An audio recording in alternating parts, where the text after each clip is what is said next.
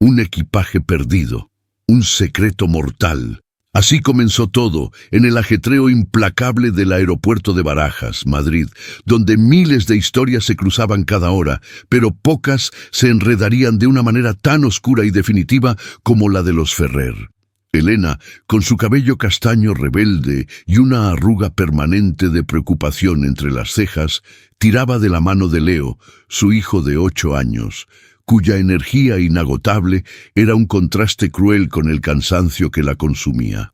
Ricardo, el padre, un hombre de negocios con una disciplina férrea que en ese momento solo servía para aumentar su frustración, intentaba con una mezcla de desesperación y falsa calma averiguar qué vuelo era el suyo, qué puerta y por qué la pantalla parpadeaba con un mensaje indescifrable que parecía advertir de un destino inminente sin realmente hacerlo. La ansiedad era un nudo en su garganta, una sensación familiar para cualquier viajero, pero para ellos, ese día, era el preludio de algo mucho más siniestro.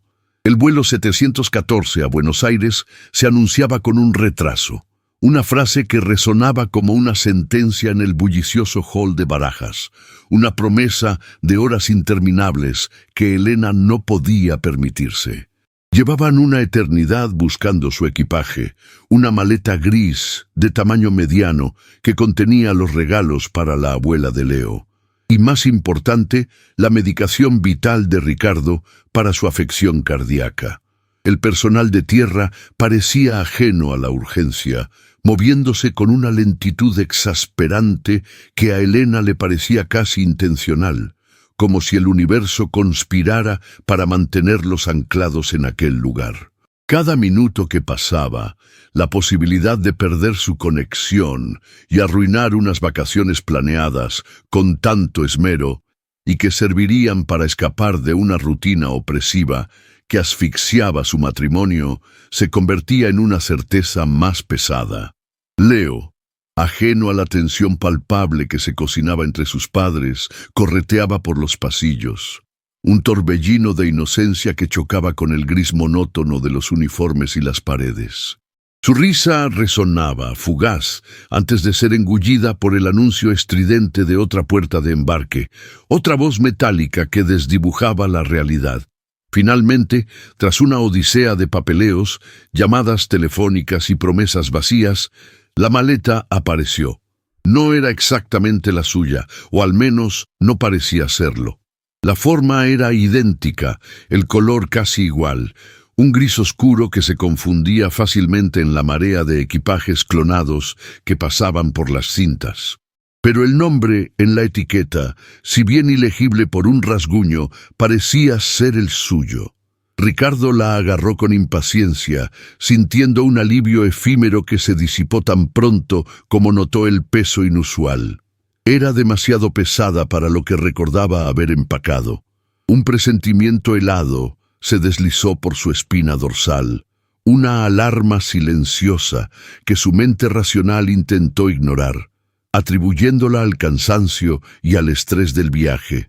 Elena, ya al borde de las lágrimas por el agotamiento, simplemente quería llegar a la puerta de embarque, subir al avión y dejar atrás el caos de Barajas.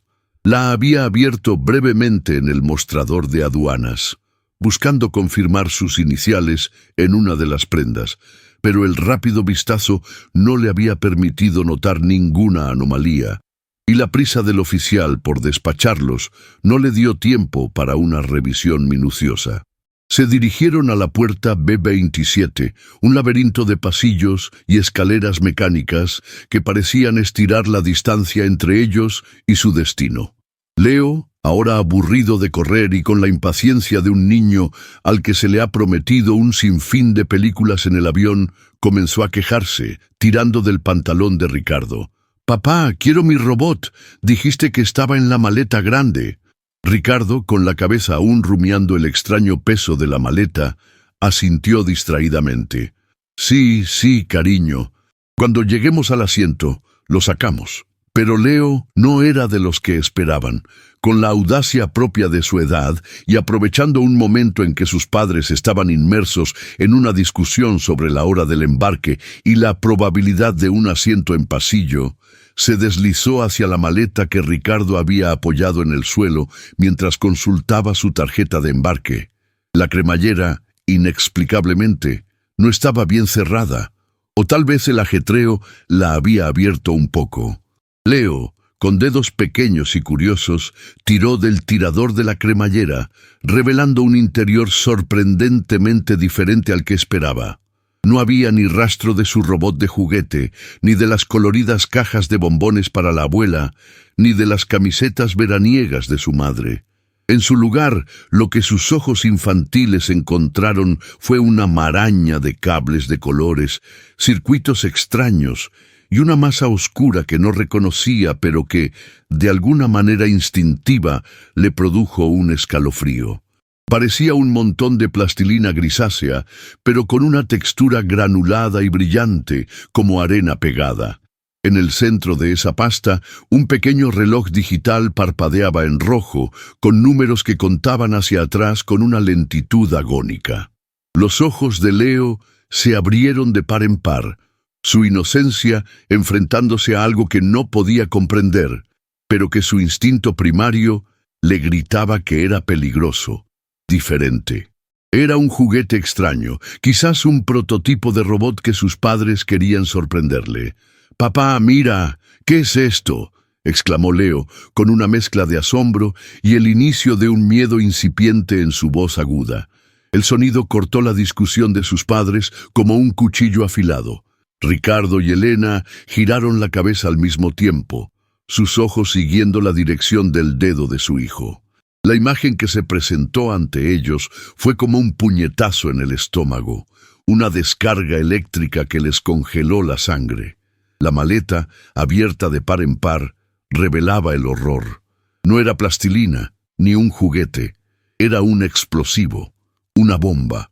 Los cables, el temporizador digital que mostraba 0.10347 y seguía descendiendo, la sustancia granulada que brillaba bajo las luces fluorescentes de Barajas, todo gritaba peligro. Un grito ensordecedor que solo ellos parecían escuchar en medio del bullicio. El aire alrededor de ellos pareció volverse denso, pesado, cargado de una electricidad ominosa. El tiempo se estiró y se contrajo al mismo tiempo. Cada segundo una eternidad, cada tic del reloj una guillotina descendiendo. Elena llevó una mano a su boca, un grito ahogado que no encontró voz. Sus ojos se fijaron en los números rojos, parpadeantes, que contaban hacia el inevitable final. Menos de 4 minutos. 4 minutos para el desastre, para la aniquilación. 4 minutos en un aeropuerto abarrotado, lleno de vidas inocentes, de niños como su Leo, de sueños y destinos entrelazados. El pánico se apoderó de ella con una ferocidad inaudita, un terror puro y visceral que le paralizó el cuerpo, anclándola al suelo como si sus pies hubieran echado raíces. Su mente, sin embargo, giraba a 1000 por hora, procesando la imposibilidad de la situación, la incredulidad, el horror absoluto. ¿Cómo? ¿Por qué?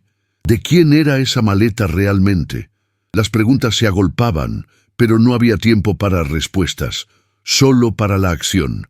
Ricardo por un instante quedó catatónico, su cerebro negándose a aceptar lo que veían sus ojos. Pero el instinto de protección de padre, ese motor primitivo que reside en lo más profundo del ser humano, se encendió con una furia cegadora. Agarró a Leo con una fuerza desesperada, tirándolo hacia atrás, lejos de la maleta abierta, lejos de la muerte inminente. Su voz, cuando finalmente salió, era un susurro ronco, apenas audible por encima del latido frenético de su propio corazón. «Leo, aléjate. Elena, tenemos que salir de aquí. Ahora. ¿Pero salir a dónde? ¿Alertar a quién?» El aeropuerto era un laberinto, una trampa. Gritar bomba desataría un pánico masivo, un caos que podría costar aún más vidas, y la posibilidad de ser tildados de terroristas o de locos era real. No sabían a quién recurrir, en quién confiar, en medio de aquel torbellino anónimo. Los ojos de Ricardo escanearon frenéticamente el entorno, buscando una salida, una cara de autoridad, algo que no fuera el muro de indiferencia y prisa que lo rodeaba. Vio a azafatas sonrientes guiando pasajeros, a padres regañando a sus hijos, a parejas despidiéndose con besos furtivos. Nadie notaba la amenaza silenciosa que se cernía sobre ellos. Nadie. Se sentía completamente solo, con el peso del mundo en sus hombros, el destino de cientos de vidas en sus manos temblorosas. La maleta gris, ahora un objeto de horror, seguía en el suelo, el reloj marcando su cuenta regresiva con una implacable indiferencia. Elena, recuperándose de la parálisis inicial, miró a su alrededor. El instinto maternal, tan fuerte como el paterno, la impulsó a la acción. Necesitaba proteger a su hijo, sacarlo de allí, a toda costa. «Ricardo, no podemos quedarnos, tenemos que decir algo». La voz de Elena era un hilo apenas audible, pero cargada de una desesperación cruda. Los segundos seguían bajando. 00.0315. Ricardo negó con la cabeza, su mente trabajando a una velocidad vertiginosa, calculando probabilidades, sopesando riesgos. Un estallido aquí, en medio de la Terminal 4, sería catastrófico, un infierno de escombros y cuerpos, un eco de tragedias pasadas que Barajas jamás se permitiría olvidar. Pero un pánico descontrolado antes de la explosión podría ser igual de letal. No podemos gritar, generaríamos un caos peor. Piensa, Elena, piensa. ¿Dónde hay menos gente? ¿Una salida de emergencia? ¿Un baño? Su mirada cayó sobre un cartel que indicaba salida de emergencia, acceso restringido, en un pasillo lateral apenas iluminado que parecía conducir a las entrañas del aeropuerto, quizás a la pista o a una zona de servicio menos concurrida. Una idea descabellada, peligrosa, pero la única opción que se le antojaba viable en ese momento de desesperación extrema comenzó a formarse en la mente de Ricardo.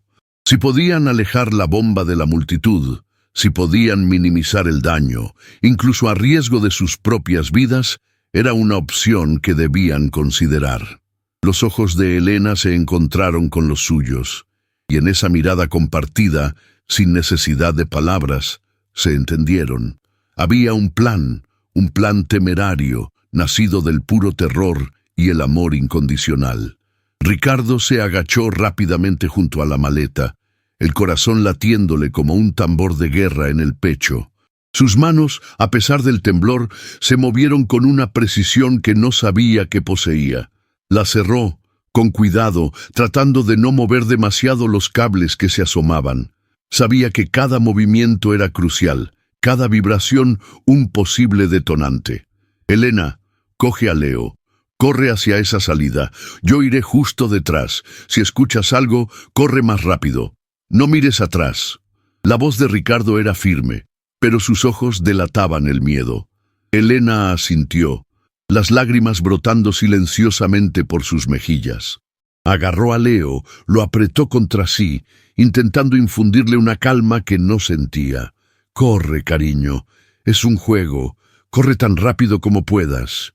Leo, percibiendo la urgencia en la voz de su madre, pero sin comprender la magnitud del peligro, se lanzó a correr por el pasillo, sus pequeñas piernas moviéndose con una agilidad sorprendente.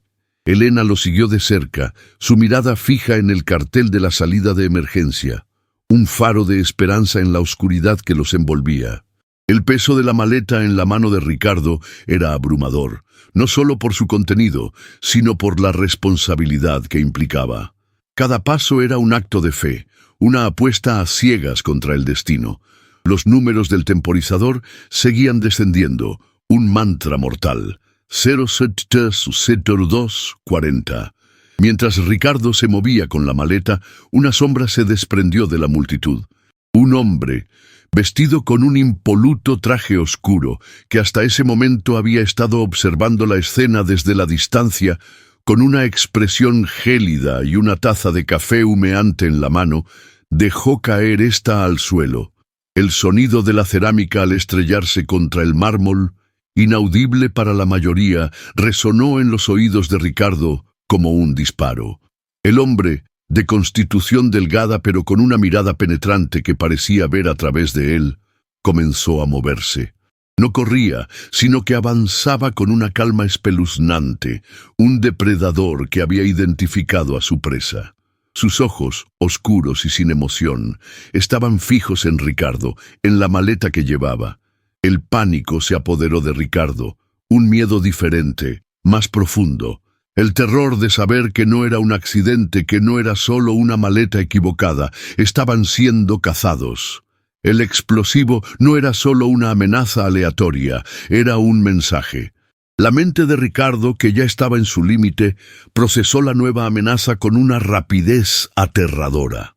Aquel hombre no era un turista, no era un empleado del aeropuerto, era algo más. Era el origen, la mano que había orquestado el horror que llevaban entre sus manos. La sombra avanzaba, la distancia entre ellos disminuía. Ricardo instó a Elena con un grito ahogado. «¡Más rápido, Elena! ¡Corre!».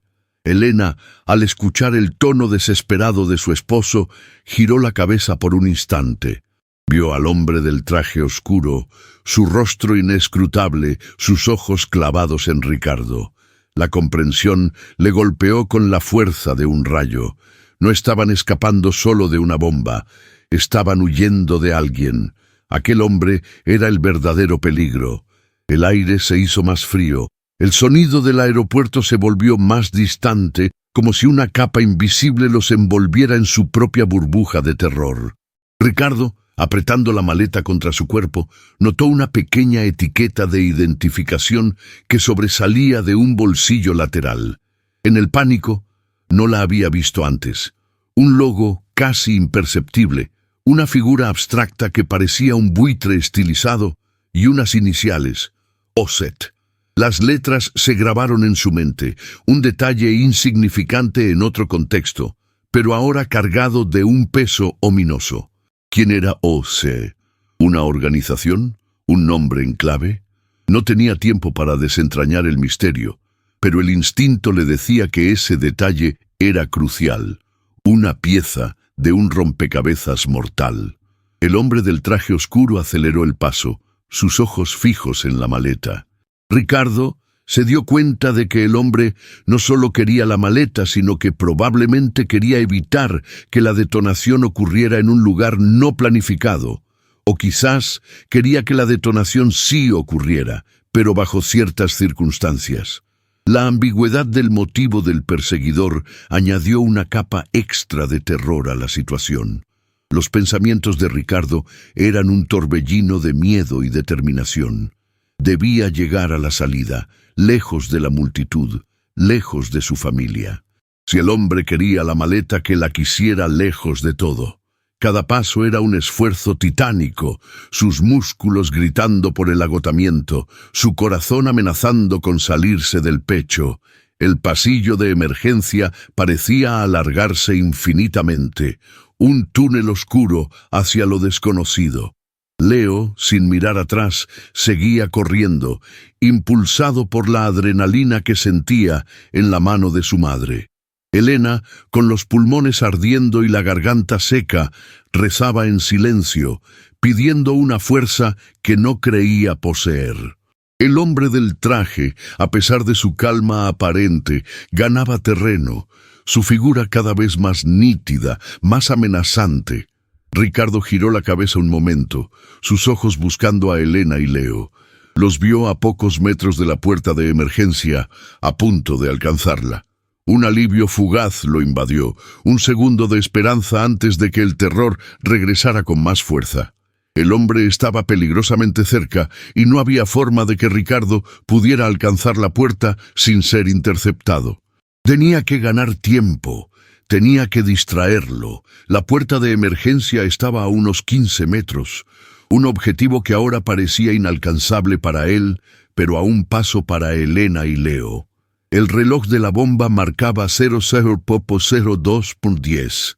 Cada número que pasaba era una cuenta regresiva para su propia existencia, para la de su familia, para la de todos los que lo rodeaban. En un acto desesperado, Ricardo se desvió bruscamente, cambiando de dirección, alejándose de la puerta de emergencia, arrastrando consigo la maleta. Si tenía que ser una distracción, que fuera efectiva. El hombre del traje oscuro, visiblemente sorprendido por el cambio de rumbo, dudó por un instante, un error táctico que le dio a Ricardo unos segundos preciosos. «Elena, vete, no te pares», gritó Ricardo, su voz desgarrada, llena de una mezcla de amor y sacrificio. El corazón de Elena se rompió al escuchar la orden. Quería quedarse, quería ayudar, pero la mirada suplicante de Ricardo, la necesidad de proteger a Leo, la impulsó hacia adelante. Abrió la puerta de emergencia con un empujón, el aire frío de la pista invadiendo el pasillo, un contraste helado con el calor opresivo de la terminal. Ricardo continuó corriendo por un pasillo lateral hacia una zona de carga, un lugar donde, esperaba, la explosión causaría menos daño. Podía escuchar los pasos del hombre detrás de él, acercándose, implacables. Su mente, a pesar del caos, buscaba soluciones, una forma de desactivar la bomba, de desviar al hombre, cualquier cosa que le diera un resquicio de esperanza. Pero la realidad era cruda y brutal. El temporizador continuaba, 00:0150. Sabía que no había tiempo para desactivarla. Su única misión ahora era alejarla lo más posible de cualquier vida humana. A su derecha, una puerta se abrió de repente, revelando a un empleado del aeropuerto, un joven con uniforme de seguridad que salía de una pequeña oficina, con una bandeja de café en la mano. Sus ojos se abrieron con asombro al ver a Ricardo corriendo con la maleta, y detrás de él al hombre del traje oscuro. «¡Alto ahí! ¿Qué sucede?», gritó el empleado, pero su voz se perdió en el rugido del avión que despegaba, un eco del destino que Ricardo estaba intentando evitar. El hombre del traje, sin detenerse, lanzó una mirada gélida al empleado, una advertencia silenciosa que le heló la sangre al joven. Ricardo, en su desesperación, se giró hacia el empleado, con los ojos llenos de terror. «¡Bomba! ¡Hay una bomba en esta maleta! ¡Alerta a todos! ¡Evacúen!». El empleado, petrificado, dejó caer la bandeja. El café se derramó, creando un charco oscuro en el suelo.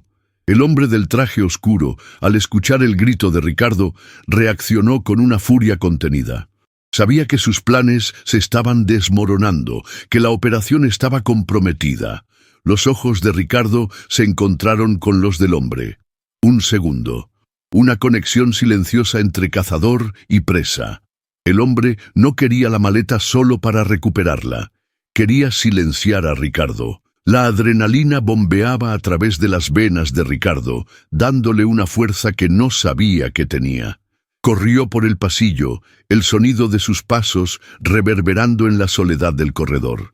El empleado, recuperándose del shock, sacó su radio y comenzó a hablar, con la voz entrecortada, lanzando la alarma que Ricardo no se había atrevido a dar antes. La seguridad del aeropuerto, hasta ese momento ajena, estaba a punto de despertarse. Pero sería suficiente. Sería demasiado tarde. El reloj marcaba 00:0125. El hombre del traje, al ver al empleado alertando a la seguridad, soltó un gruñido de frustración. Sus planes se complicaban, pero aún no estaban perdidos. Ricardo llegó al final del pasillo y se encontró en una rampa de acceso para vehículos de carga, un túnel subterráneo que conducía a la pista. El aire aquí era denso, impregnado de queroseno y el olor a metal. A lo lejos podía ver la luz del día, una promesa de libertad que aún se sentía tan lejana como la luna. Los números en la bomba parpadeaban. 00:01:05. Ya no tenía tiempo para alejarla de la pista principal, donde se encontraban los aviones cargados de pasajeros. Tenía que encontrar un lugar seguro, un lugar donde la explosión no causara un efecto dominó, donde el daño fuera mínimo. Su mirada desesperada cayó sobre un antiguo contenedor de carga, oxidado y solitario, al final de la rampa. Era su única esperanza. Mientras Ricardo corría hacia el contenedor, el hombre del traje oscuro lo siguió de cerca. Su rostro una máscara de determinación. Sacó algo de su bolsillo interior, un objeto pequeño y metálico que brilló bajo la tenue luz del túnel. Era un taser. Ricardo sintió un pinchazo de miedo en el estómago, pero no se detuvo. Tenía que llegar al contenedor. No importaba el dolor, no importaba nada más que alejar esa maldita bomba. Los segundos se desvanecían, cada uno un martillazo en su alma. 70 segundos, 65, 60. Elena, que había logrado salir a la pista con Leo, se giró. Vio a Ricardo corriendo desesperadamente, la maleta en sus manos, la figura oscura del hombre detrás de él. El empleado de seguridad que había encontrado en el pasillo ya estaba hablando por radio, con la voz histérica. El caos que Ricardo había tratado de evitar estaba a punto de estallar en todo el aeropuerto. Gritos de ¡bomba! ¡Bomba! Comenzaron a reverberar lejos, pero llegando como un eco premonitorio. Las sirenas de seguridad se encendieron, rompiendo la calma del aeropuerto, creando una cacofonía ensordecedora de pánico y alarma. El sistema de megafonía comenzó a anunciar una evacuación de emergencia, pero con una voz robotizada, confusa, que solo contribuía a la histeria colectiva. Ricardo llegó al contenedor. Tiró de la pesada puerta metálica, que chirrió con un sonido lúgubre, revelando un interior oscuro y vacío. No había nada dentro, solo el eco de sus propias respiraciones agitadas. Era perfecto. Era un lugar donde la explosión estaría contenida, donde las ondas de choque no se propagarían a la terminal, a los aviones. El hombre del traje oscuro estaba a solo unos metros de él, el taser en la mano, listo para disparar. Ricardo no tenía tiempo para pensar. Tenía que entrar al contenedor, soltar la maleta y cerrar la puerta. Era su última oportunidad, su último acto. El reloj de la bomba brillaba con un rojo ominoso. 00.00.45. 45 segundos. Era imposible. Su mente gritaba que no llegaría, que era el fin. Pero el amor por Elena, por Leo, le dio la fuerza final. Se arrojó dentro del contenedor, soltando la maleta con la bomba en el centro, y con un esfuerzo sobrehumano tiró de la puerta metálica. El hombre del traje oscuro se abalanzó, pero fue un segundo demasiado tarde. La puerta se cerró con un estruendo metálico, sellando a Ricardo dentro con la bomba, con el destino. Podía escuchar los golpes desesperados del hombre del traje oscuro en la puerta, sus gritos amortiguados, su frustración palpable. Ricardo estaba atrapado, pero había salvado a su familia, había salvado a miles de vidas, o eso esperaba. Las luces del contenedor parpadearon una última vez, el aire se volvió irrespirable. El silencio, un silencio sepulcral que solo se rompía por el tic-tac implacable del temporizador, era abrumador. Ricardo cerró los ojos pensando en Elena, en Leo, en las vacaciones que nunca tendrían, en los besos que no daría. El arrepentimiento y la paz se mezclaron en un cóctel amargo y dulce. 000. El último número parpadeó en la pantalla, y luego un instante de quietud, una pausa infinitesimal antes del apocalipsis. No hubo explosión. En lugar de la detonación esperada, un silbido suave, casi imperceptible, llenó el aire del contenedor. Los cables que rodeaban la plastilina grisácea comenzaron a chispear, no con la furia de una explosión, sino con una suave emisión de humo.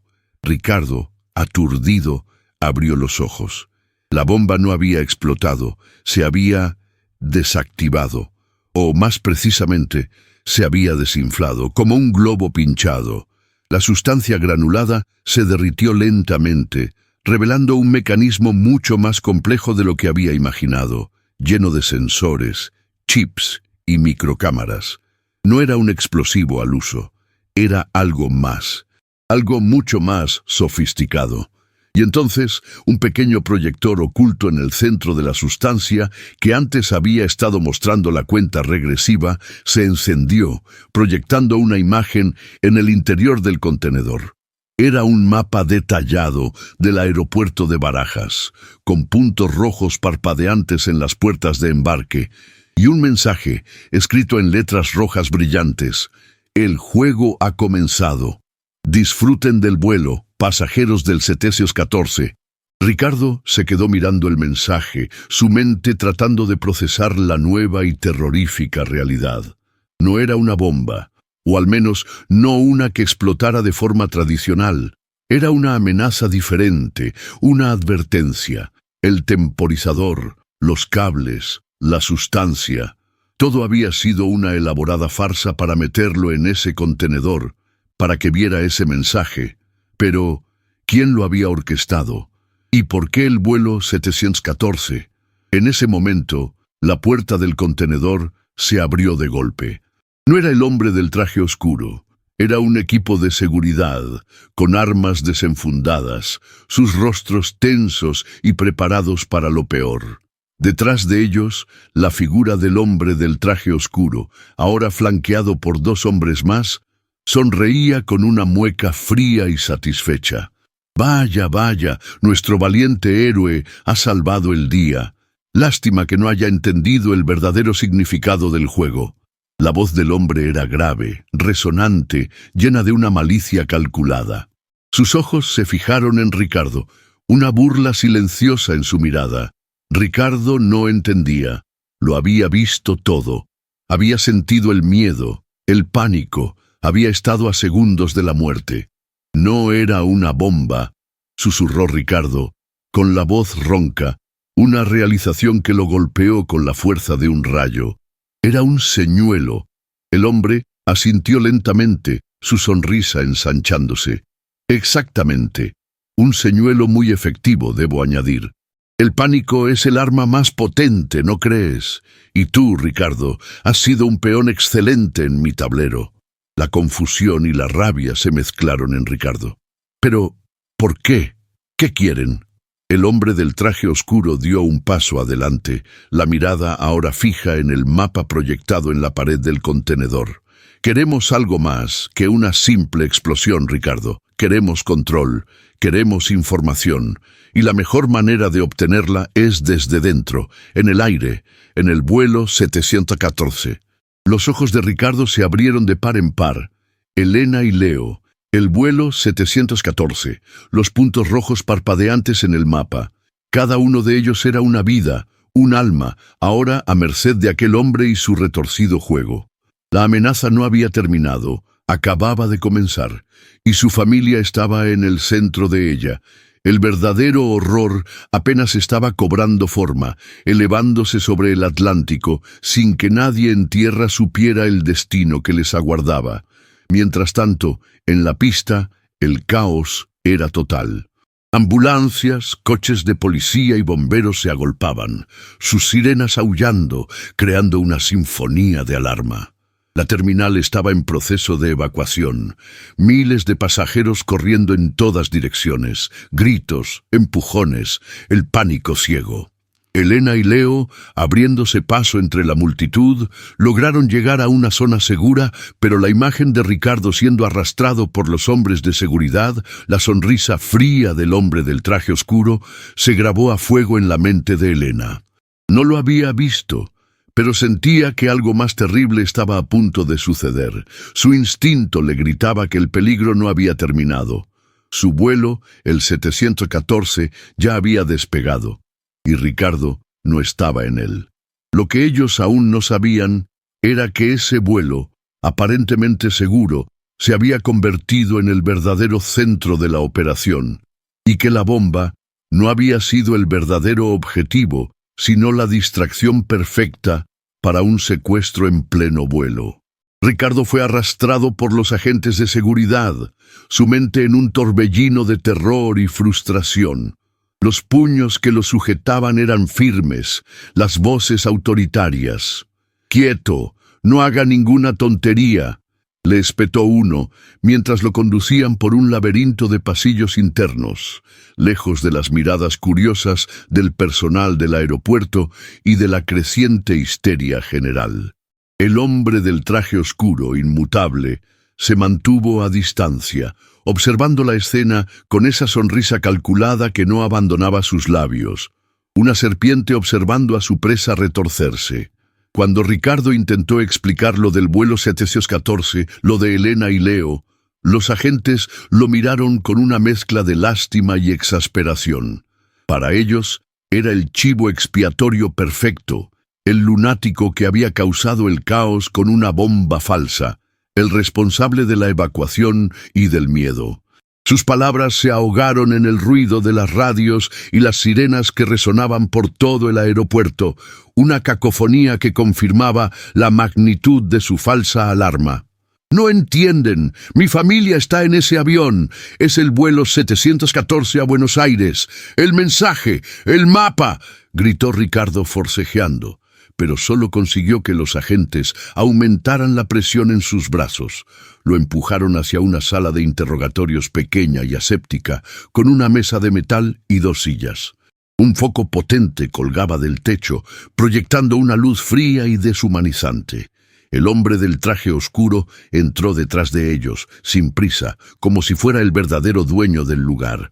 Los agentes, al verlo, mostraron un respeto inusual, casi reverencia.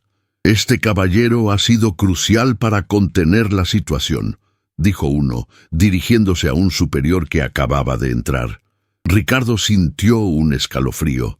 El hombre no solo estaba orquestando todo, sino que también tenía influencia en las propias autoridades del aeropuerto. «Señor Ferrer, ¿quiere explicarnos la situación con la bomba?», preguntó el superior. Un hombre corpulento con uniforme de seguridad de alto rango, con el ceño fruncido. No era una bomba de verdad, era un señuelo, un mensaje. Querían que lo viera, que entendiera lo del vuelo 714. «Mi familia está en ese avión», exclamó Ricardo, su voz ronca de desesperación. Señaló al hombre del traje oscuro. «Él lo sabe, él es parte de esto. Él fue quien me persiguió». El hombre del traje oscuro sonrió con desdén. «Un truco psicológico, sin duda. El pánico puede hacer que la mente vea cosas que no están allí. ¿Verdad, señor Ferrer? Especialmente después de la presión de un casi accidente». Ricardo lo miró con odio. «¡Mientes! La maleta tenía un mapa. El vuelo 714. Los puntos rojos eran las puertas de embarque, los pasajeros».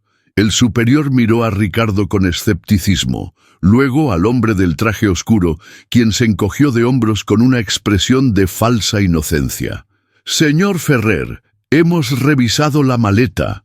Contenía un dispositivo electrónico de simulación de explosivos, sin peligro real. Y sí, proyectaba una imagen genérica de un aeropuerto, quizás un mapa de rutas de Barajas, común en simulaciones de seguridad, nada específico del vuelo 714. Lamentamos el malentendido, pero la evacuación ya se ha iniciado». Ricardo sintió que el mundo se le venía encima. Estaba atrapado, sin pruebas, sin credibilidad. Lo que había visto, lo que había sentido, lo estaban borrando. «Pero el logo, OS, lo vi en la maleta. Ese es su grupo, ¿verdad?», increpó a su perseguidor, intentando encontrar un resquicio de verdad en la mentira. El hombre del traje oscuro se rió suavemente.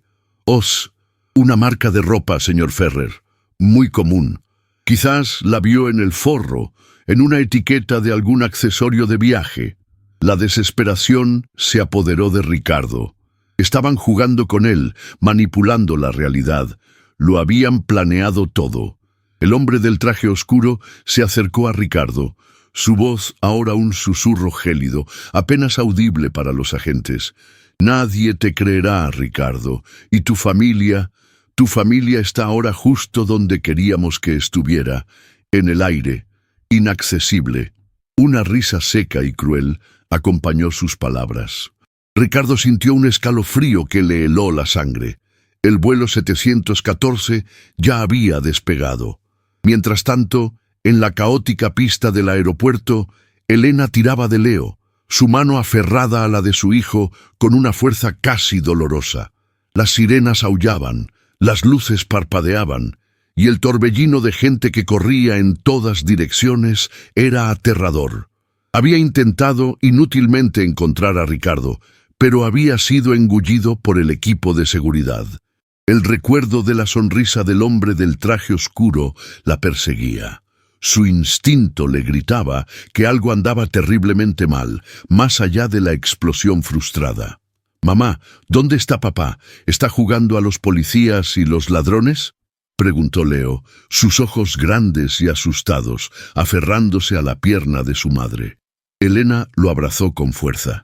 «Está bien, cariño. Papá está bien. Solo tiene que hablar con los señores. Nos reuniremos con él pronto». Pero su voz temblaba.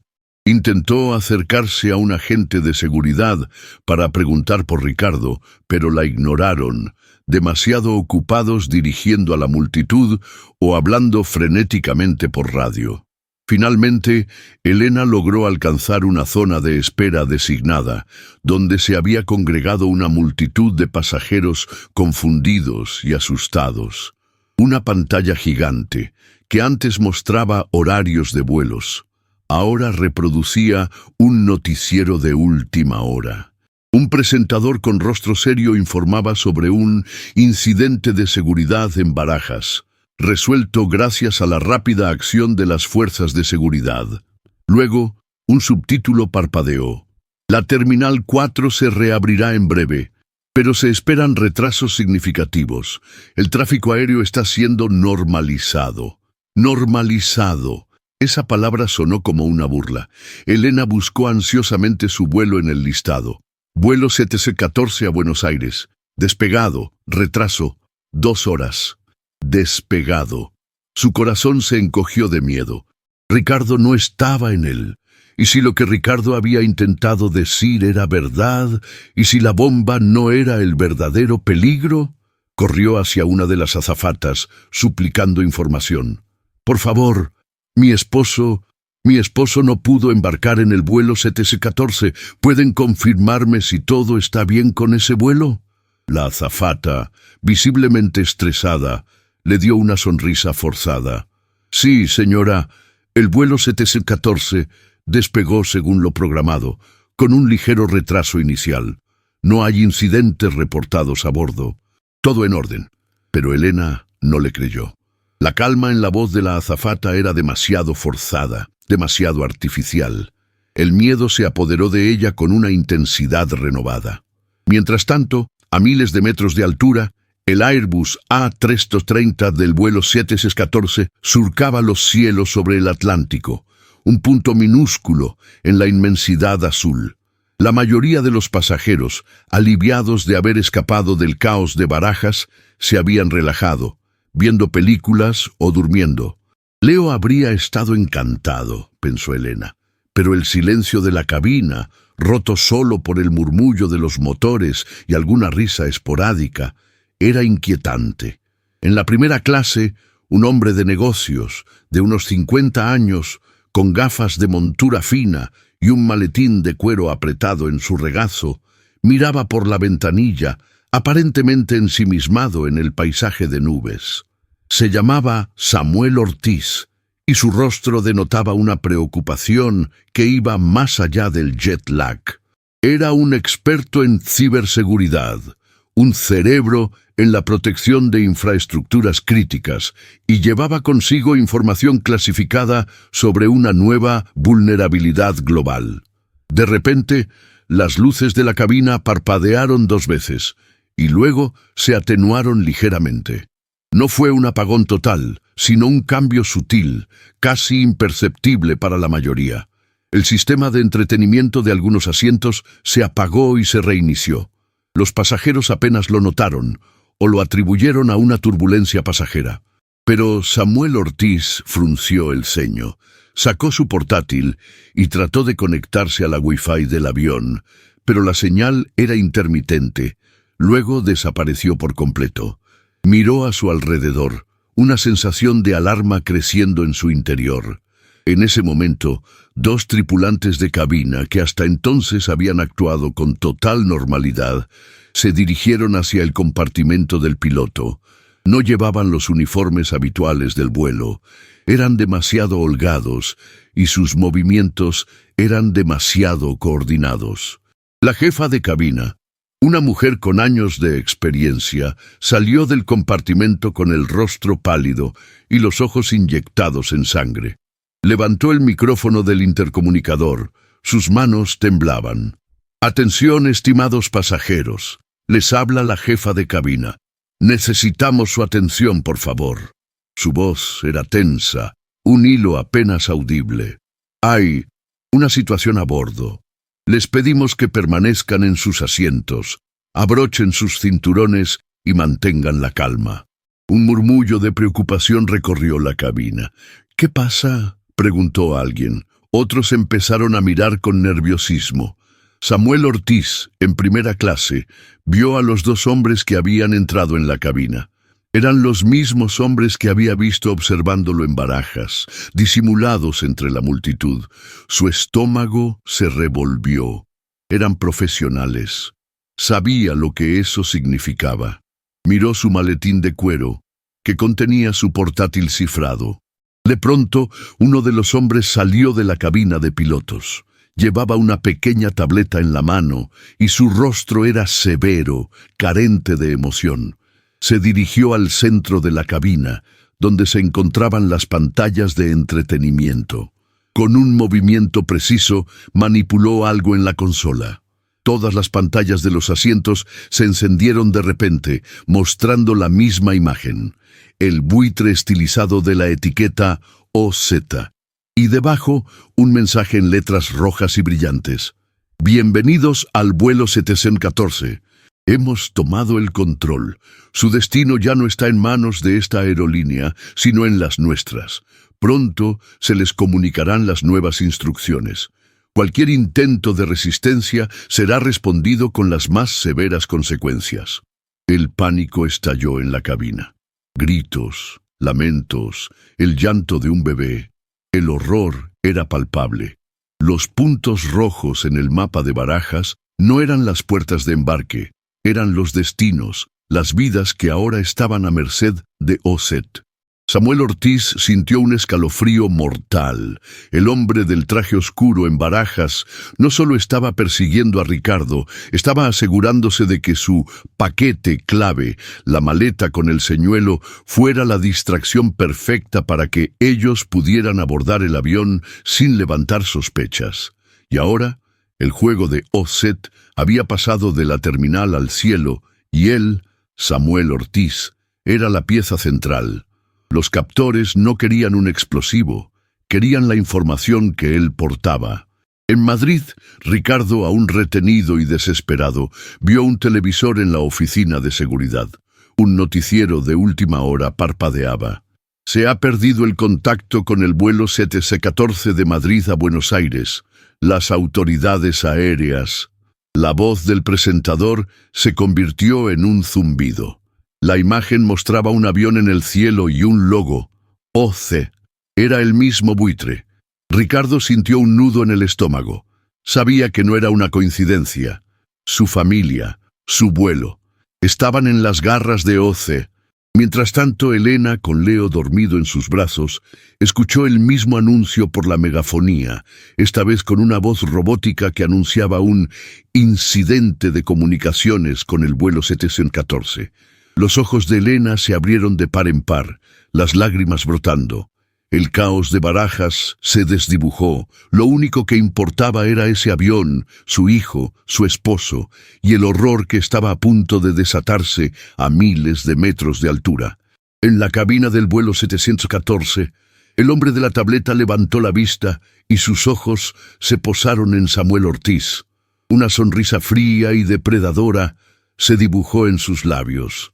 «Señor Ortiz», dijo, su voz amplificada por los altavoces, resonando en cada rincón del avión, silenciando los gritos de pánico. «Ha llegado el momento de que nos entregue lo que ha traído consigo. Sabemos lo que lleva en ese maletín, y créame, haremos lo que sea necesario para obtenerlo». El avión se sacudió suavemente, cortando cualquier esperanza de escape, mientras la oscuridad de la noche atlántica los envolvía y el verdadero infierno de Oz comenzaba a desvelarse con una calma aterradora. La voz del hombre era la única que se escuchaba, y lo que decía helaba la sangre. «Y el resto de ustedes, pasajeros, solo son testigos». Ricardo fue arrastrado por los agentes de seguridad, su mente en un torbellino de terror y frustración. Los puños que lo sujetaban eran firmes, las voces autoritarias. «Quieto, no haga ninguna tontería», le espetó uno, mientras lo conducían por un laberinto de pasillos internos, lejos de las miradas curiosas del personal del aeropuerto y de la creciente histeria general. El hombre del traje oscuro, inmutable, se mantuvo a distancia, observando la escena con esa sonrisa calculada que no abandonaba sus labios, una serpiente observando a su presa retorcerse. Cuando Ricardo intentó explicar lo del vuelo 714, lo de Elena y Leo, los agentes lo miraron con una mezcla de lástima y exasperación. Para ellos era el chivo expiatorio perfecto, el lunático que había causado el caos con una bomba falsa, el responsable de la evacuación y del miedo. Sus palabras se ahogaron en el ruido de las radios y las sirenas que resonaban por todo el aeropuerto, una cacofonía que confirmaba la magnitud de su falsa alarma. «No entienden. Mi familia está en ese avión. Es el vuelo 714 a Buenos Aires. El mensaje, el mapa», gritó Ricardo forcejeando. Pero solo consiguió que los agentes aumentaran la presión en sus brazos. Lo empujaron hacia una sala de interrogatorios pequeña y aséptica, con una mesa de metal y 2 sillas. Un foco potente colgaba del techo, proyectando una luz fría y deshumanizante.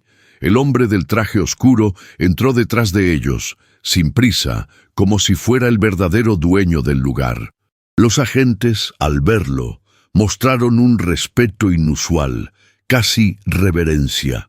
«Este caballero ha sido crucial para contener la situación», dijo uno, dirigiéndose a un superior que acababa de entrar. Ricardo sintió un escalofrío. El hombre no solo estaba orquestando todo, sino que también tenía influencia en las propias autoridades del aeropuerto. «Señor Ferrer, ¿quiere explicarnos la situación con la bomba?», preguntó el superior, un hombre corpulento con uniforme de seguridad de alto rango, con el ceño fruncido. No era una bomba de verdad, era un señuelo, un mensaje. Querían que lo viera, que entendiera lo del vuelo 714. «Mi familia está en ese avión», exclamó Ricardo, su voz ronca de desesperación. Señaló al hombre del traje oscuro. «Él lo sabe. Él es parte de esto. Él fue quien me persiguió». El hombre del traje oscuro sonrió con desdén. Un truco psicológico, sin duda. El pánico puede hacer que la mente vea cosas que no están allí, ¿verdad, señor Ferrer? Especialmente después de la presión de un casi accidente. Ricardo lo miró con odio. «Mientes, la maleta tenía un mapa. El vuelo 714. Los puntos rojos eran las puertas de embarque, los pasajeros». El superior miró a Ricardo con escepticismo, luego al hombre del traje oscuro, quien se encogió de hombros con una expresión de falsa inocencia. «Señor Ferrer, hemos revisado la maleta. Contenía un dispositivo electrónico de simulación de explosivos, sin peligro real. Y sí, proyectaba una imagen genérica de un aeropuerto, quizás un mapa de rutas de Barajas, común en simulaciones de seguridad, nada específico del vuelo 714. Lamentamos el malentendido, pero la evacuación ya se ha iniciado». Ricardo sintió que el mundo se le venía encima. estaba atrapado, sin pruebas, sin credibilidad. Lo que había visto, lo que había sentido, lo estaban borrando. Pero el logo, Oz, lo vi en la maleta. Ese es su grupo, ¿verdad?, increpó a su perseguidor, intentando encontrar un resquicio de verdad en la mentira. El hombre del traje oscuro se rió suavemente. Oz, una marca de ropa, señor Ferrer, muy común.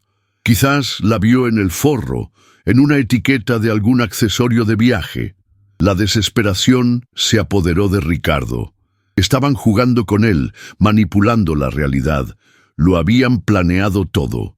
El hombre del traje oscuro se acercó a Ricardo. Su voz ahora un susurro gélido, apenas audible para los agentes. Nadie te creerá, Ricardo, y tu familia está ahora justo donde queríamos que estuviera, en el aire, inaccesible. Una risa seca y cruel acompañó sus palabras. Ricardo sintió un escalofrío que le heló la sangre. El vuelo 714 ya había despegado. Mientras tanto, en la caótica pista del aeropuerto, Elena tiraba de Leo, su mano aferrada a la de su hijo con una fuerza casi dolorosa. Las sirenas aullaban, las luces parpadeaban, y el torbellino de gente que corría en todas direcciones era aterrador. Había intentado inútilmente encontrar a Ricardo, pero había sido engullido por el equipo de seguridad. El recuerdo de la sonrisa del hombre del traje oscuro la perseguía. Su instinto le gritaba que algo andaba terriblemente mal, más allá de la explosión frustrada. «Mamá, ¿dónde está papá? ¿Está jugando a los policías y los ladrones?», preguntó Leo, sus ojos grandes y asustados, aferrándose a la pierna de su madre. Elena lo abrazó con fuerza. «Está bien, cariño. Papá está bien. Solo tiene que hablar con los señores. Nos reuniremos con él pronto». Pero su voz temblaba. Intentó acercarse a un agente de seguridad para preguntar por Ricardo, pero la ignoraron, demasiado ocupados dirigiendo a la multitud o hablando frenéticamente por radio. Finalmente, Elena logró alcanzar una zona de espera designada, donde se había congregado una multitud de pasajeros confundidos y asustados. Una pantalla gigante, que antes mostraba horarios de vuelos, ahora reproducía un noticiero de última hora. Un presentador con rostro serio informaba sobre un incidente de seguridad en Barajas, resuelto gracias a la rápida acción de las fuerzas de seguridad. Luego, un subtítulo parpadeó. La Terminal 4 se reabrirá en breve, pero se esperan retrasos significativos. El tráfico aéreo está siendo normalizado. Normalizado. Esa palabra sonó como una burla. Elena buscó ansiosamente su vuelo en el listado. Vuelo 714 a Buenos Aires. Despegado. Retraso. 2 horas. Despegado. Su corazón se encogió de miedo. Ricardo no estaba en él. ¿Y si lo que Ricardo había intentado decir era verdad? ¿Y si la bomba no era el verdadero peligro? Corrió hacia una de las azafatas, suplicando información. «Por favor, mi esposo no pudo embarcar en el vuelo 714. ¿Pueden confirmarme si todo está bien con ese vuelo?» La azafata, visiblemente estresada, le dio una sonrisa forzada. «Sí, señora, el vuelo 714 despegó según lo programado, con un ligero retraso inicial. No hay incidentes reportados a bordo. Todo en orden». Pero Elena no le creyó. La calma en la voz de la azafata era demasiado forzada, demasiado artificial. El miedo se apoderó de ella con una intensidad renovada. Mientras tanto, a miles de metros de altura, el Airbus A330 del vuelo 714 surcaba los cielos sobre el Atlántico, un punto minúsculo en la inmensidad azul. La mayoría de los pasajeros, aliviados de haber escapado del caos de Barajas, se habían relajado, viendo películas o durmiendo. Leo habría estado encantado, pensó Elena, pero el silencio de la cabina, roto solo por el murmullo de los motores y alguna risa esporádica, era inquietante. En la primera clase, un hombre de negocios, de unos 50 años, con gafas de montura fina y un maletín de cuero apretado en su regazo, miraba por la ventanilla, aparentemente ensimismado en el paisaje de nubes. Se llamaba Samuel Ortiz, y su rostro denotaba una preocupación que iba más allá del jet lag.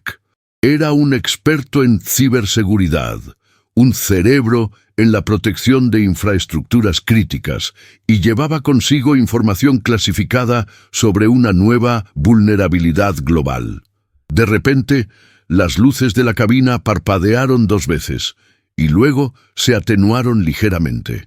No fue un apagón total, sino un cambio sutil, casi imperceptible para la mayoría. El sistema de entretenimiento de algunos asientos se apagó y se reinició.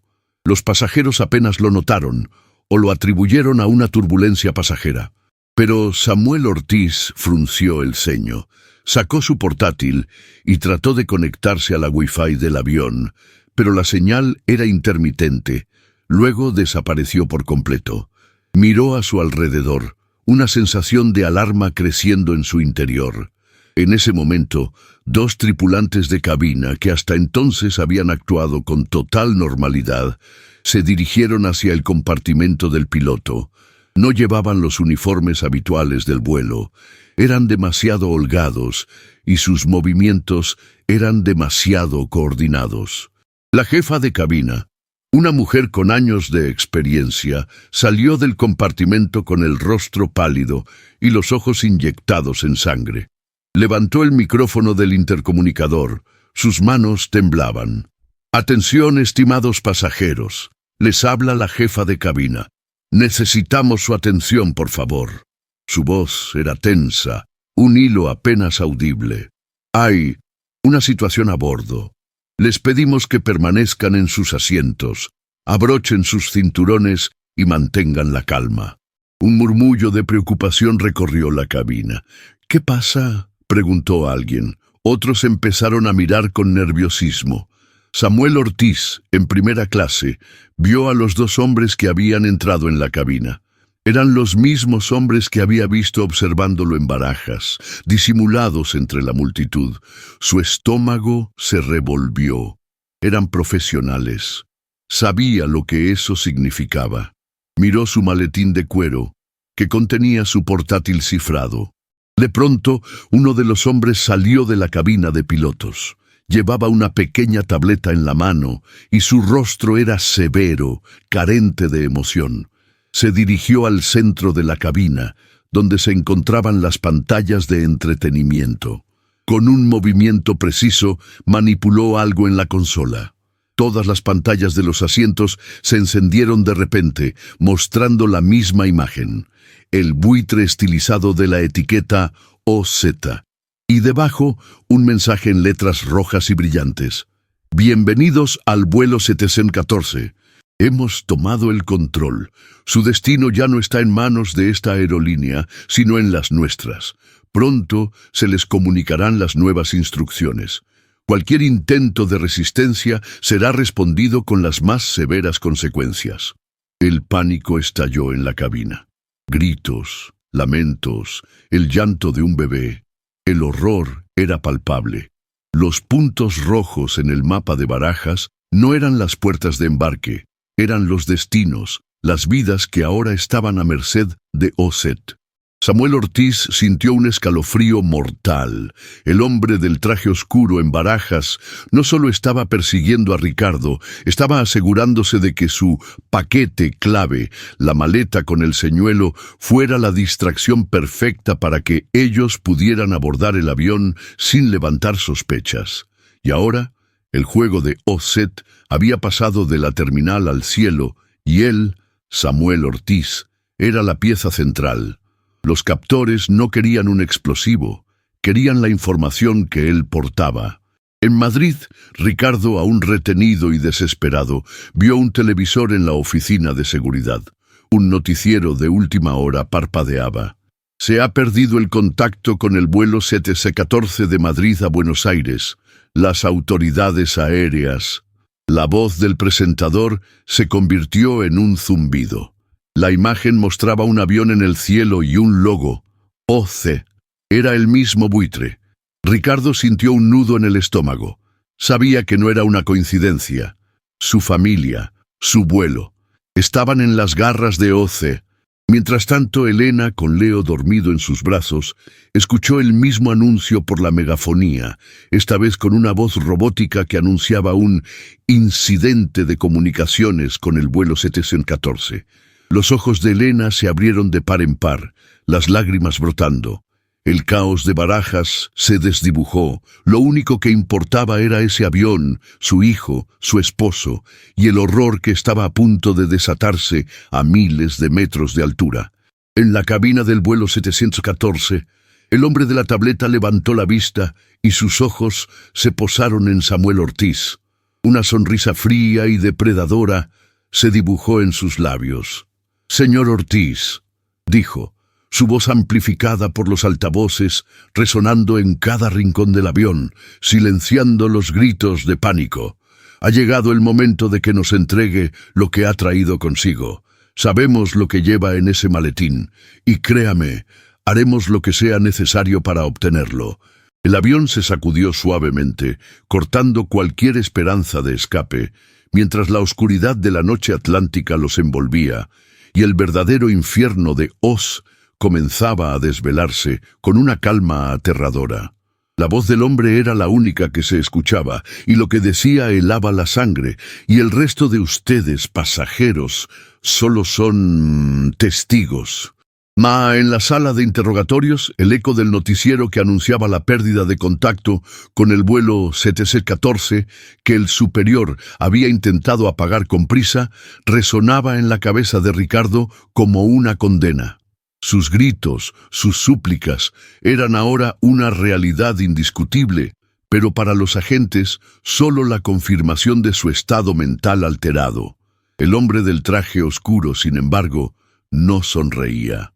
Su rostro se tensó ligeramente, una fina línea de preocupación por un plan que, a pesar de todo, estaba a punto de volverse impredecible.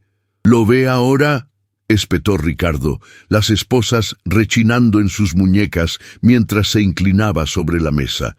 «Mi familia está ahí, y usted sabe lo que está pasando». El superior, visiblemente nervioso, miró al hombre del traje oscuro. «Señor Vargas, ¿podría aclarar esto? ¿Hay alguna conexión con lo que el señor Ferrer dice?» El hombre del traje oscuro, al que ahora Ricardo conocía como Vargas, se recompuso rápidamente, su sonrisa regresando con una malicia renovada. «Por supuesto, inspector, es una lástima que el señor Ferrer esté tan alterado. A veces la mente busca patrones donde no los hay. El incidente de Barajas fue una distracción, una operación de rutina que salió mal por una mente fantasiosa. Nada que ver con un vuelo comercial». La frialdad de sus palabras era casi más inquietante que una amenaza. Ricardo se dio cuenta de que Vargas no solo los había engañado, sino que estaba dispuesto a sacrificar a cientos de personas para conseguir sus objetivos, y no dudaría en desechar a Ricardo como un peón inútil. Pero algo en la mirada de Vargas, un brillo fugaz de exasperación al oír el informe del avión, no pasó desapercibido para Ricardo. Había un plan más grande, y el pánico del aeropuerto solo había sido el telón de fondo. La televisión, ahora apagada, había mostrado una imagen de satélite con una trayectoria de vuelo. El vuelo 714 se dirigía hacia el sur, pero con una ligera desviación hacia el este, hacia un punto en medio del Atlántico. Una base remota, quizás.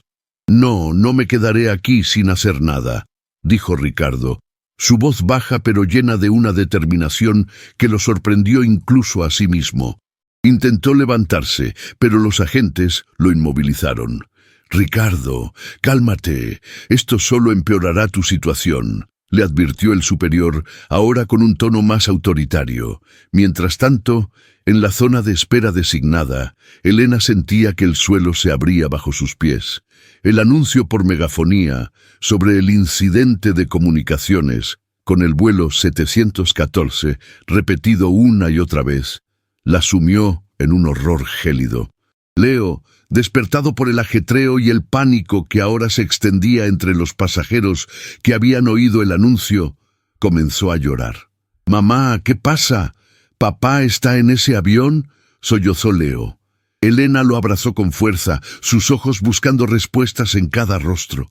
Finalmente divisó a un joven asistente de vuelo, pálido y sudoroso, hablando en voz baja con un compañero. Parecían asustados, susurrando palabras como «protocolo de emergencia» y «silencio de radio». Elena se acercó, suplicante. «Disculpe, ¿sabe algo del vuelo 714? Mi esposo iba a estar en él, y mi hijo...». El asistente, un chico apenas salido de la adolescencia, levantó la vista, sus ojos llenos de un miedo genuino que no podía ocultar. «Señora, no puedo decir nada. Son órdenes, pero la situación es grave. La aerolínea ha recibido un mensaje inusual». Su voz se apagó, y miró a su alrededor con temor antes de marcharse rápidamente, como si temiera ser visto hablando con ella. Un mensaje inusual. El buitre. OZ. La verdad se agolpaba en la mente de Elena. El terror de Ricardo no había sido una fantasía, era real. Estaban en peligro.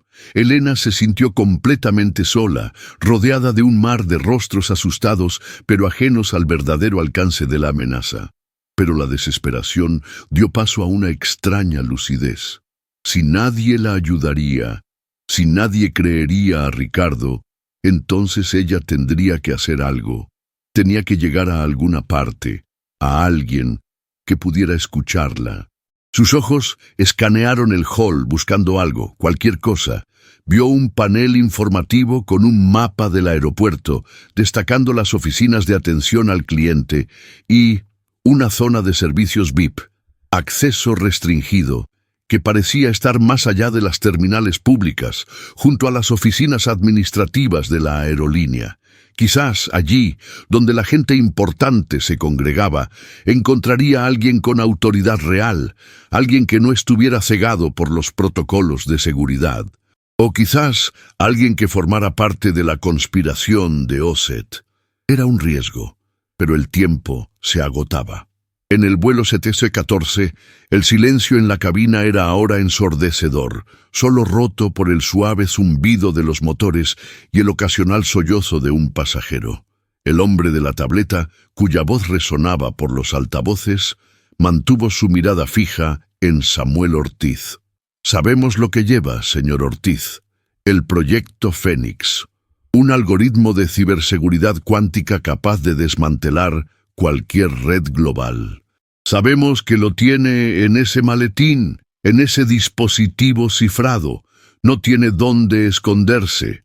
Samuel Ortiz apretó el maletín de cuero contra su pecho, su mente girando a la velocidad de la luz. El proyecto Fénix no era solo un algoritmo, era la clave para el control de la infraestructura digital mundial, la última barrera contra una guerra cibernética total. Entregarla significaba el fin de la seguridad global tal como la conocían. No podía hacerlo. «No sé de qué me habla». Samuel intentó sonar calmado, pero su voz traicionó un ligero temblor. El hombre de la tableta no se inmutó. «No juguemos, señor Ortiz. Nuestros activos en tierra confirmaron que no subió el portátil a la bodega. Está con usted, y no tenemos tiempo para charlar». Dio un paso adelante y dos hombres más, con uniformes de piloto de repuesto que ahora parecían siniestros, se situaron a cada lado de Samuel. El hombre de la tableta manipuló algo en su dispositivo. De repente, las pantallas de entretenimiento de todos los asientos cambiaron. En lugar del logotipo de Oz, mostraban una vista en vivo de la cabina de pilotos y la imagen del comandante, el verdadero comandante del vuelo, atado y amordazado en su asiento. El pánico resurgió, más fuerte y brutal. Los pasajeros gritaban, algunos intentaban levantarse. «¡No se muevan!», rugió uno de los hombres uniformados, y la amenaza resonó con fuerza. El avión se sacudió, no por turbulencias, sino por un comando ejecutado en la cabina de mando, una demostración de su control absoluto. «Señor Ortiz», La voz del hombre de la tableta era ahora un susurro mortal, amplificado para que todos lo escucharan. Cada segundo que dude, alguien sufrirá las consecuencias. Ve a esa amable señora en la fila 3, asiento C, la que viaja con su hija. Muy bien, azafata. ¿Traería a la niña aquí, por favor? Una de las azafatas, visiblemente aterrorizada, obedeció. La madre de la niña gritó, suplicando. Samuel Ortiz sintió que el aire se le iba de los pulmones. Estaban usando a los pasajeros, a los inocentes, como palancas. El juego de OCE no era solo por la información, era por el poder, por el caos. Ahora, señor Ortiz, el maletín o la niña de esa fila será la primera en presenciar lo que significa desafiar a OZ. El hombre de la tableta señaló a la pequeña, que lloraba desconsoladamente mientras la llevaban hacia él. El sudor frío empapó la frente de Samuel. Sabía que no podía ceder, pero ¿podía condenar a la niña? La decisión, el peso de miles de vidas, recaía ahora sobre sus hombros a miles de metros de altura sobre el oscuro y misterioso Atlántico. El hombre de la tableta sonrió, una expresión de victoria. Y para que vea que no bromeamos, vamos a darles una pequeña muestra de lo que somos capaces de hacer. Manipuló la tableta una vez más. Las luces de la cabina parpadearon violentamente. El sistema de ventilación emitió un sonido chirriante y un repentino descenso hizo que el avión se inclinara bruscamente, lanzando a algunos pasajeros contra los respaldos de los asientos. Los gritos se convirtieron en alaridos. El miedo ahora era absoluto. Samuel Ortiz miró a la niña, a su madre, al comandante amordazado. El maletín quemaba en sus manos. «Tic-tac, señor Ortiz», susurró el hombre de la tableta. El avión aún temblando violentamente. «Su tiempo se acaba». «Tic-tac, señor Ortiz», susurró el hombre de la tableta, el avión aún temblando violentamente. «Su tiempo se acaba». Samuel Ortiz miró a la niña. Sus ojos, llenos de lágrimas y terror infantil, fueron el detonante. No podía ceder el proyecto Fénix. No podía entregar la llave del mundo al caos, pero tampoco podía condenar a una inocente. Su mente, entrenada para la lógica fría y el cálculo de riesgos, encontró una tercera vía. Con la mano que no sujetaba el maletín, deslizó discretamente su pulgar sobre un chip oculto en el forro interior de su chaqueta, un pequeño dispositivo de contingencia que contenía un código muerto para el proyecto Fénix, diseñado para corromper los datos si caían en manos enemigas. Era una medida desesperada, una última línea de defensa. Luego, con un suspiro que sonó a derrota, levantó el maletín. «Bien, lo tienen», dijo Samuel, su voz ahora firme, sin rastro de temblor. El hombre de la tableta sonrió, una mueca depredadora. «Sabia elección, señor Ortiz. Ahora con calma, extiéndalo». Mientras Samuel deslizaba el maletín, su dedo se posó en un botón disimulado en el lateral. Una micropulsación, imperceptible para los secuestradores, pero suficiente para activar el código muerto. Los datos de Proyecto Fénix empezarían a autocorromperse lentamente, convirtiéndose en un galimatías digital inútil en cuestión de minutos. El hombre de la tableta abrió el maletín y sus ojos brillaron al ver el dispositivo cifrado. Una victoria silenciosa, por ahora. En la sala de interrogatorios de Barajas, Ricardo se negaba a ceder. La imagen del televisor, ahora apagado, de la trayectoria del vuelo 714, grabada en su mente, era la única prueba. Vargas, el hombre del traje oscuro, seguía insistiendo en su inocencia. Pero Ricardo notó un tic nervioso en su ojo derecho, una leve contracción que desmentía su calma impostada. Y entonces, un detalle. Vargas se había ajustado el puño de la camisa, revelando un pequeño tatuaje en la muñeca, un diminuto buitre estilizado, idéntico al logo de OZ. «¡El tatuaje!», gritó Ricardo señalando con su cabeza esposada. Lo tiene, ese es su logo, no es una marca de ropa, es su organización. El superior, que hasta entonces había estado más preocupado por el incidente que por la credibilidad de Ricardo, miró con el ceño fruncido la muñeca de Vargas. Este, con una rapidez pasmosa, bajó el puño de la camisa, pero ya era tarde. El segundo de exposición había sido suficiente. Es un viejo tatuaje, de juventud, sin importancia, balbuceó Vargas, pero su voz ya no sonaba tan segura. Ricardo sintió una chispa de esperanza. No, es la prueba. Él está involucrado. Están secuestrando el vuelo 7C-14. Mi familia está ahí. El superior, un hombre de honor bajo la máscara de la burocracia, se acercó a Vargas. La sospecha ahora una llama en sus ojos. Señor Vargas, le pido que nos acompañe y revise esa muñeca, por favor. Los otros agentes que habían presenciado la interacción empezaron a dudar. El discurso de Ricardo, antes disparatado, ahora tenía un ancla.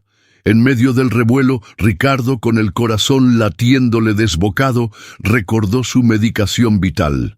«Mi corazón, no he tomado mi medicación, necesito mi medicación», exclamó, llevándose una mano al pecho. Era una verdad, pero también una distracción. Los agentes se alarmaron. Mientras uno corría a buscar la medicación, Ricardo, con una fuerza insospechada, logró deslizar una mano hacia el teléfono fijo de la mesa de interrogatorios. Con una velocidad febril, marcó el número de emergencias del aeropuerto que había visto en un cartel. Vuelo 714, secuestrado. OS, Proyecto Fénix. Soy Ricardo Ferrer. Revisen al hombre del traje oscuro, tatuaje de buitre, gritó en el auricular antes de que un agente se lo arrebatara. La información era caótica, pero había sido transmitida a un canal externo. En la zona de servicios VIP, Elena, con Leo en brazos, se abrió paso entre el murmullo de preocupación que ahora crecía, alimentado por los rumores y la poca información oficial. Divisó una oficina con una puerta entreabierta. Un hombre de unos 60 años, canoso y con un uniforme impecable de capitán de vuelo, hablaba por teléfono con voz tensa. No hay contacto con el CTC-14, ni con Barajas sobre... En sí, el informe de la maleta ha sido muy confuso. ¿Señales de interferencia en las comunicaciones? Sí, podría ser. Elena, con el corazón en la garganta, se acercó. «Capitán, por favor escúcheme. Mi esposo estaba a punto de subir al vuelo 714. Descubrió una bomba falsa, un señuelo, el logo del buitre. ¡Os! Mi esposo me dijo que el vuelo 714 es el objetivo. Están buscando algo llamado Proyecto Fénix». Leo, sintiendo la desesperación de su madre, se aferró a ella, sus pequeños ojos asustados. El capitán, un veterano de la aviación, miró a Elena con una mezcla de sorpresa y creciente alarma. Los incidentes de comunicaciones, la maleta falsa y el Proyecto Fénix, un nombre que él como alto cargo reconocía con horror, se encajaron como piezas de un rompecabezas mortal. Había algo en la desesperación cruda y la sinceridad de Elena que trascendía el pánico colectivo. «Señora, ¿Proyecto Fénix ha dicho?»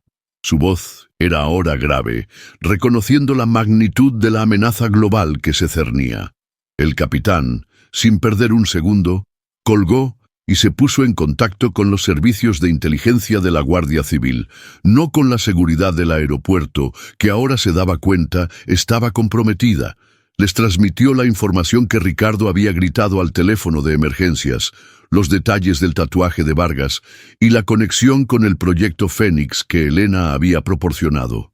A miles de metros de altura, el hombre de la tableta se frotaba las manos, la victoria al alcance. Conectó el dispositivo cifrado de Samuel Ortiz a su propia terminal, listo para descargar Proyecto Fénix. Pero algo falló. El sistema parpadeó. La pantalla mostró una serie de caracteres sin sentido y un mensaje de error.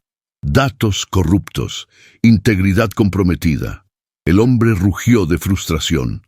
Samuel Ortiz sonrió débilmente. «Un pequeño seguro, caballero».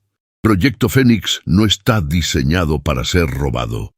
¡Me has engañado!, espetó el secuestrador, el rostro contorsionado por la ira. «Entonces no obtendrás nada». En su desesperación, manipuló la tableta, no para robar datos, sino para un acto de pura venganza. El avión se sacudió violentamente, los motores rugieron con una furia inusitada y las luces se apagaron por completo, sumiendo la cabina en una oscuridad aterradora. Pero en ese momento, las comunicaciones del avión, que habían estado completamente bloqueadas por los secuestradores, se restablecieron súbitamente. El código muerto de Samuel, al corromper los datos, había también causado una sobrecarga en el sistema de interferencias de OSET, abriendo una ventana de comunicación. En la cabina de pilotos, una voz metálica irrumpió en los auriculares. «Vuelo 714, me recibe, responda. Tenemos información de un secuestro a bordo. Procedan a la liberación del avión inmediatamente».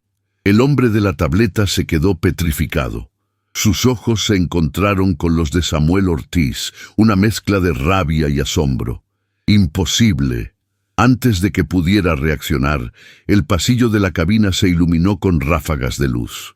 El capitán del vuelo, que había sido amordazado y atado, había logrado desatarse y, en la oscuridad, con una valentía nacida de la desesperación, había arremetido contra los dos secuestradores que lo vigilaban en la cabina de mando. La jefa de cabina, recuperada del shock, y un grupo de pasajeros valientes, al oír el mensaje de tierra y ver la conmoción, se lanzaron a la acción contra los hombres uniformados de OSET en la cabina. La lucha fue rápida y brutal, pero la inesperada revuelta y el factor sorpresa inclinaron la balanza. Los secuestradores, ahora desorientados por la falta de comunicaciones y la revuelta interna, fueron sometidos. Samuel Ortiz, aprovechando el caos, activó un protocolo de emergencia en su dispositivo de Proyecto Fénix, enviando una señal encriptada a las agencias de seguridad globales, confirmando la desactivación del algoritmo de defensa y alertando sobre la red de OZ. Su misión había sido cumplida. El proyecto estaba a salvo. En tierra, la Guardia Civil irrumpió en la sala de interrogatorios de Barajas. Vargas, con el tatuaje al descubierto y su historia desmoronándose bajo la presión de las llamadas coordinadas y las nuevas evidencias, fue arrestado. Su red en el aeropuerto comenzó a desmantelarse.